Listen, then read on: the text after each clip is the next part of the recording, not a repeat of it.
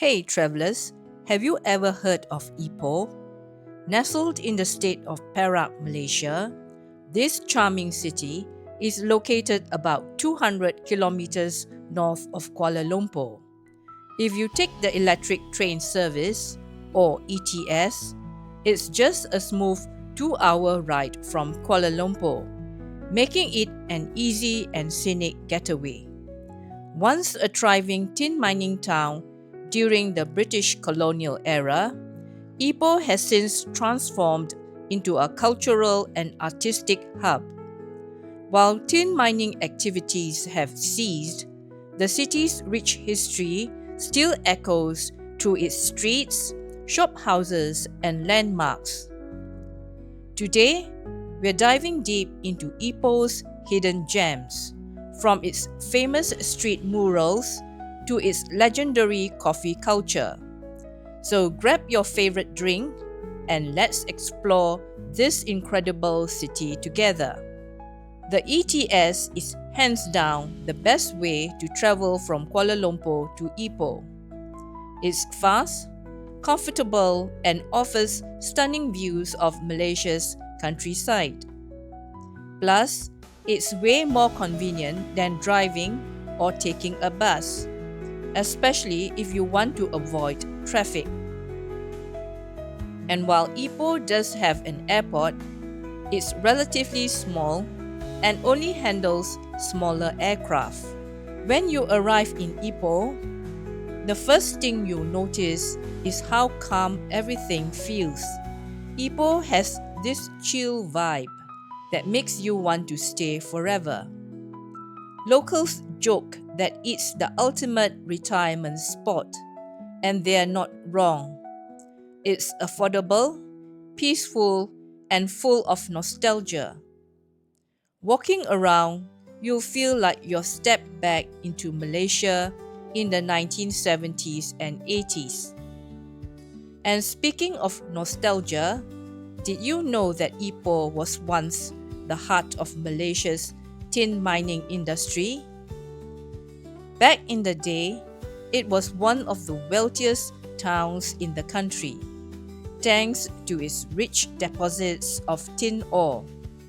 Today, its streets are adorned with colorful murals, and its cafes serve some of the best coffee in Malaysia. My adventure began bright and early at Mu Hotel, which is super close to downtown Ipoh. From there, I set off on foot to explore Jalan Sultan Iskandar, formerly known as Hewlow Street. Named after Sir Hewlow, the third British resident of Perak, this street is like a gateway to Ipoh's rich history. As I walked, I couldn't help but stop every few steps to admire the colorful shophouses and incredible street murals. These aren't just random paintings, they're windows into Ipoh's soul, showcasing festivals, traditions, and everyday life. One of my favorite spots, Mural Arts Lane. Trust me, you'll want to spend hours here snapping photos and soaking it all in.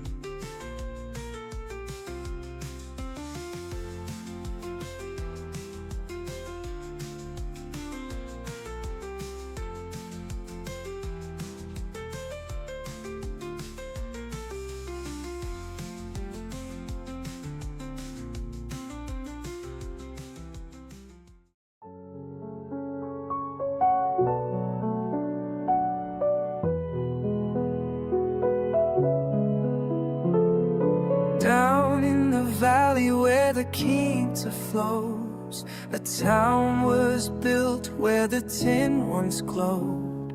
Miners came with dreams so high, digging deep neath the silver sky.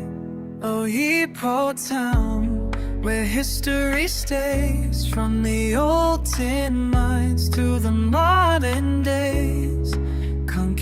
Concubine Lane, where whispers remain, stories of love, fortune and fame. Tycoon Yotechin made his mark, with mansions bright and a love so dark. Mistresses walk down the starlit street, where secrets and echoes would often meet. Oh, Ipoh town, where history stays, from the old tin mines to the modern days. Concubine Lane, where whispers remain, stories of love, fortune and fate. A shell, a shining star, from Ipoh streets to Hollywood far. Still she knows where her heart belongs, where the coffee's strong and life's a song. Down at the station, the grand old cry, trains rolling, stories write. Mural walls tell a tale so true of the past and now in the dreams we knew. Chicken hot fun, white coffee divine, dim sum feasts and omelette fine. Salted chicken, bean sprout bliss, one taste and you'll never miss. Oh, Ipoh town, forever you'll be, place of legends, a place we'll be. Through the lanes and the midnight air, home is here, beyond hell.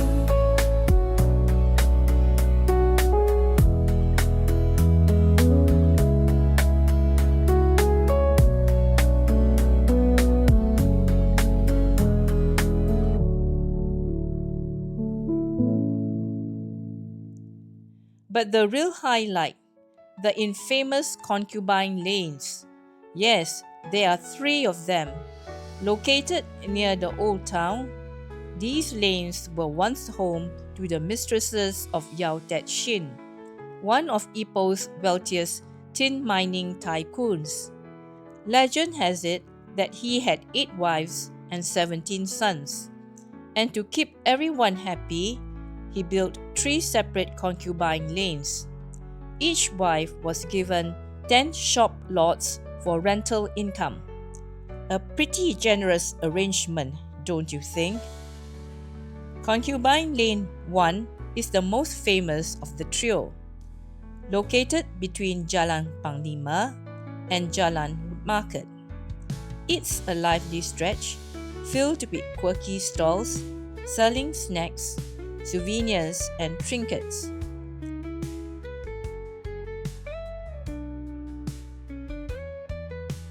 Just a short walk away, you'll find Concubine Lane 2 and 3, each with its own unique charm and murals.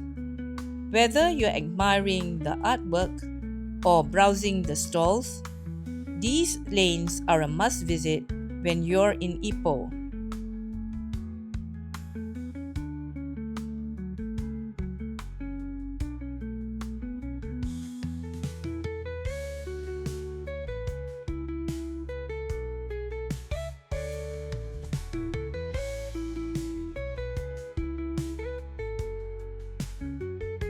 Now let's talk about the real reason people visit Ipoh, the food. Just steps away from Concubine Lane, you'll find legendary coffee shops like Tian Chun and Kong Heng Restaurant. And oh, the coffee! Ipoh is famous for its white coffee, a creamy aromatic brew that's unlike anything you ever tasted. Pair it with some flaky kaya toast, dim sum, or caramel custard, and you've got yourself a meal worth writing home about. If you're into history, don't miss landmarks like the Birch Memorial Clock Tower, Ipoh Railway Station, often called the Taj Mahal of Ipoh, and the old post office. Each building tells the story of Ipoh's transformation from a humble mining town to the cultural hub it is today.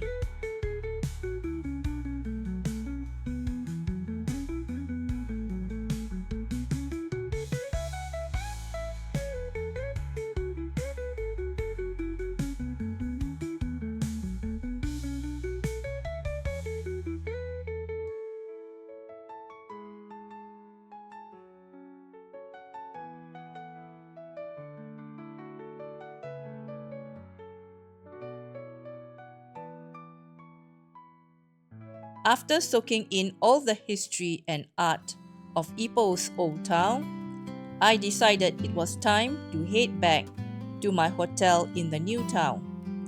But instead of retracing my steps, I took a parallel route, Jalan Sultan Idris, or as the locals call it, Brewster Road. This road is like a bridge between the old and new parts of Ipoh, offering a fantastic mix of heritage and contemporary vibes. One of the first landmarks I passed was the Quinta Fire Brigade building, a true piece of living history. Built during the British colonial era, this fire station has been serving Ipoh for over a century. Its classic architecture makes it stand out, and it's easy to imagine firefighters rushing out on horse-drawn carts back in the day. It's one of those places that reminds you how much Ipoh values its past while still moving forward. Just a little further down the road, I came across SMK Main Convent Ipoh, an all-girls secondary school with a rich legacy. And guess who once walked these halls? None other than Michelle Yeoh, the global superstar. She spent her teenage years here. Even today, the school retains its elegant colonial architecture, complete with high ceilings and wide verandas. Next door to the convent is Ipoh Parade, one of the city's most popular shopping malls. Now don't expect anything too flashy. It's not like the mega malls you'll find in Kuala Lumpur, but it's got everything you need for a fun afternoon. If you're craving Malaysian delicacies or just want to stock up on goodies, this place is a gold mine. What struck me most about Brewster Road and Ipoh in general is how seamlessly it blends old world charm with modern conveniences. On one side of the street, you've got historic landmarks like the fire station and convent. On the other, you've got Ipoh Parade, buzzing with energy. It's a perfect representation of what makes this city so special. Respect for tradition without being stuck in the past. Finally, after a long but rewarding day of exploration, I made my way back to Moore Hotel. Walking through the quieter neighborhoods felt almost meditative, especially after the liveliness of Brewster Road. By now, the temperature had cooled down and the air smelled faintly of grilled satay wafting from nearby food stalls. There's something magical about evenings in Ipoh. They feel like a gentle hug for your soul. Whether you're a history buff, an art lover, a foodie, or someone searching for peace and quiet, this city has something for you. So next time you're planning a trip to Malaysia, skip the usual spots and give Ipoh a chance you might just fall in love. If you enjoyed this journey through Ipoh, make sure to hit that like button and subscribe for more travel adventures. Let me know in the comments which part of Ipoh intrigued you the most. Was it the murals, the food, or maybe the history? Don't forget to share this video with fellow travelers who might need a dose of inspiration. Until next time, happy exploring!